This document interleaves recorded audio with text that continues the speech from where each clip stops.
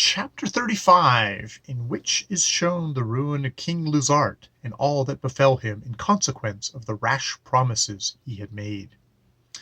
On the fourth day after the brethren's departure, that old knight who had brought the crown and mantle entered the royal tent, and kneeling before Lusart said, "How is it, sir, that you wear not the crown which I left you, nor you, madam, the rich mantle?" The king was silent. He continued, "I am glad you like them not, for now I shall neither lose my head, nor the gift you were to give me for them.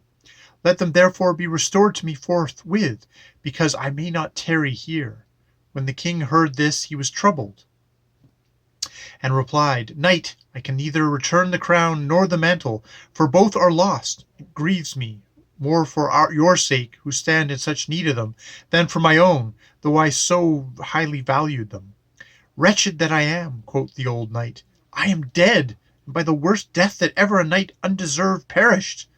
And then he made great dole, and tears ran down his beard, which was as white as wool, so that the king said to him in compassion, "Fear not your head, for you shall have whatever is in my power to ransom it. So I have promised, and so I will perform." The knight fell at his feet, and would have kissed them, but the king raised him up by the hand. "Now then, ask what you will. It is true, sir," quoth he, "that you were either to return to me my crown and mantle, or give what I should ask for them.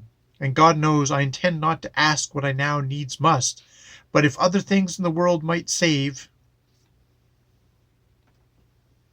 If other things in the world might save me, I would not distress you thus. It would be a great evil to you, but it would be as great if such a man as you should break his faith. It will grieve you to give and me to receive." "Ask what you want," said Lusart, "for I have nothing so dear that it should be refused." The knight answered, "Many thanks for this assurance, but I must be made secure of all who are now in your court, and that they offer me no wrong or force because of the boon. And you yourself also must promise me this, for neither will you keep your word nor shall I be satisfied if you take away from me what you have given." Said the king, "This is but reason. I promise you security," and accordingly it was so proclaimed.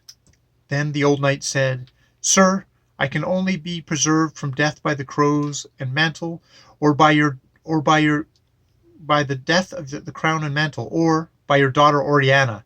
Now give me what you will, but rather I would have what is my own." King Lusart exclaimed, "Ah, knight, thou hast asked a great thing." And all who were present were greatly grieved, but the king, who was the most loyal man in the world, bade them not trouble themselves. "It is better," he said, "to lose my daughter than to break my word. The one evil afflicts few, the other would injure all, for how would the people keep faith one with another if they could not depend upon the king's oath?" And he commanded that his daughter be brought. When the queen and her ladies heard that, they made the most sorrowful outcry that ever was heard. But the king ordered them to their chambers, and he forbade all his people to lament on pain of losing his favor. "My daughter," cried he, "must fare as God hath appointed, but my word shall never be wilfully be broken." By this was Oriana come before the king, like one amazed, and falling at his feet, she cried, "My father and lord, what is it you would me do?" "I do it," quoth he, "that I may not break my word." Then he said to the old knight, "You see here the gift you have asked. Will there be another company with her?" He replied, "Only two knights and two squires, and only the two knights and two squires who came with me to Windsor. I can take no other company, but this I tell you, there is nothing to fear before I place her in the hands of him whom I must deliver her. Let a damsel go with her for honor and decency's sake," said Lusart, "that she may not be among you alone." This the knight granted. But when Oriana heard all this, she fell down senseless.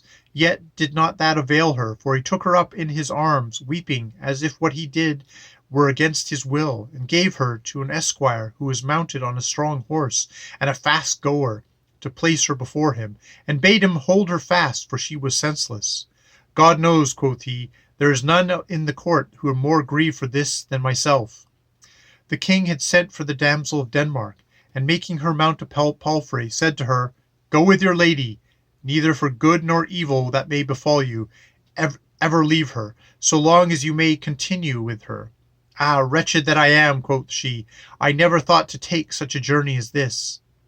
Then they moved before the king, and the great large-limbed knight who would not unhelm himself at Windsor took Oriana's bridle. This was Archelaus the enchanter.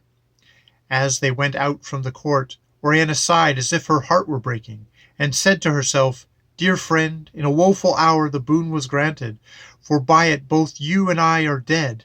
And this she said, remembering how she had given Amadis leave to depart with the damsel, but they who heard her thought she spoke of her father.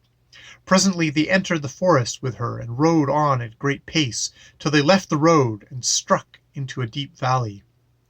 The king mounted his horse, and with a wand in his hand suffered none to go against him, for so he had promised. Melibea, who was weeping at the window, saw Ardian the dwarf of Amadis near the walls upon a great swift horse, and she called to him, Friend Aridan, if you love your master, rest neither day nor night till you have found him and told him this unhappy adventure. You are a traitor to him if you will not do this, for he would know this at the time, then have the whole city as his own. By Holy Mary, cried the dwarf, he shall know it as soon as possible. And giving the scourge to his horse, he galloped along the road which Amadis had taken with the damsel. While King Lisuarte was at the entrance of the forest with 20 knights, making all those turn back who would have gone to his daughter's rescue, he saw the damsel approach to whom he had promised a boon. She came more than a pace upon a palfrey, and a rich sword hanging from her neck, and a lance, whose iron was fairly wrought and its stave painted. God give you joy, sir, said she to the king, and a heart to fulfill what you have promised me at Windsor before your knights. He replied, Damsel, I have need of joy, howbeit I remember the promise, and I will perform it. With that hope, sir, I came to you as the most loyal king in the world. Now then revenge upon me the knight in this forest who slew my father by treason and forced me. But in such sort is he enchanted that he cannot be done to death except by the most honourable man of the kingdom of London give him blow with his lance, and another with his sword. Those he gave in keeping to a lady thinking that she loved him, but it was otherwise, for she mortally hating him gave me the sword and lance, that I might have my revenge. It must be by your hand, for there is none else so honourable. If you dare undertake this, you must go alone, for I have promised to bring a knight to do combat with him this day, and he is ready, not thinking that I have got the lance and the sword. The covenant between us is that, if he conquers, I shall forgive him, but if he is vanquished, he must obey my will.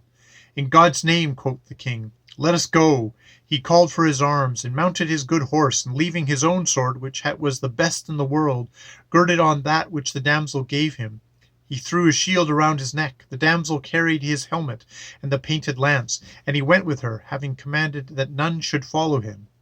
They rode some ways along the road, and then left it, turning among some trees, the same way that Oriana had been carried. And there the king met an armed knight upon a black horse. He had a green shield hanging from his neck, and his helmet was of the same colour. Take your arms, sir, said damsel. This is the knight. He laced on his helmet, and taking the lance he called out to the knight to defend himself. They ran at each other, and broke both lances, but the king's broke so immediately that he felt as though he had missed his stroke. Then they drew their swords and struck at each other's helms. The knight's sword entered halfway into the king's helmet, but the king's broke off at the hilt. Then he knew there was treason, and seeing that the knight was attempting to kill his horse, he caught hold of him and struggled till they both fell together. And Lisuarte, being uppermost, got the sword which his enemy had let fall, and began to smite at him. When the damsel saw that, she cried with a loud voice, Help! Help! Archelaus! Or your cousin is slain. Presently the king heard a great noise, and looking round beheld 10 knights riding towards him, and the one who was foremost exclaimed, King Lisuarte, thou art a dead man. Thou shalt never reign another day, nor ever wear a crown again. When the king heard this, he very believed his end was come, but he answered with that great courage which he always had, That may well be, seeing you have me at such an advantage, but ye shall die for me, like traitors and liars that ye are. The then ran at him full force, and smote him so rudely on the shield that he came to the ground. But presently rising, he struck at the horse and cut his leg clean off, so that he fell, and the knight under him. By this the others came up, and all beset him, and they bruised him with their breasts of their horses, and two who were dismounted closed with him, and forced his sword from his hands, then took away his shield and helmet, and fastened a great chain around his neck. Then they placed him on a palfrey, and taking the ends of the chain, one on each side, led him among the trees to the place where Archelaus was with Oriana and the damsel of Denmark. And the foremost knight cried to him, "Cousin, here is the King Lusart," quoth Archelaus. "He is welcome. Henceforth we shall neither fear him nor his household." "Ah, villain," quoth the king, "wounded as I am, I would make thee confess thy treason if thou wouldst do battle with me." "I should not value myself for more for conquering such a knight as thou art," Archelaus answered. Then, speaking to one of his people, "Go to London with all speed, and tell Barsinian to make himself king, for all is ready, and I will do what I promised him. Take you 10 knights," said he to another, "and carry Lusart to Daganel, and cast him into the dungeon.